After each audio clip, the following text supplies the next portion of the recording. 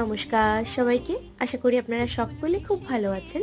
মিষ্টির আরও একটি নতুন গল্পে সবাইকে স্বাগতম। ওই যে কথায় আছে না, উঠলো বাই তো কটক যাই, সেই কটক যাত্রা আমাদের আর কি।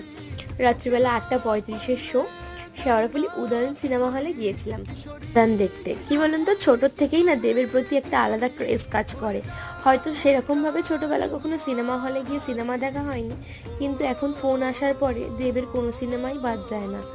অনেকে হয়তো বলবে যে দেব দূর বলে নাক সিটকায়, আবার অনেকে অনেক খারাপ মন্তব্যও করে, কিন্তু আমার দেবের প্রতি একটা আলাদা ভালোবাসা রয়েছে, সেটা বলে বোঝাতে পারবো না। বাকি এই যে চিপস বাদাম এগুলো তো হলে অ্যালাউ নেই, আমরা ওই জন্য চুরি করছিলাম কারো সোয়েটারের ভেতর, কারো টুপির ভেতর। এগুলো এরমভাবে লুকিয়ে আমরা নিয়ে খাদান দেখতে গিয়েছিলাম।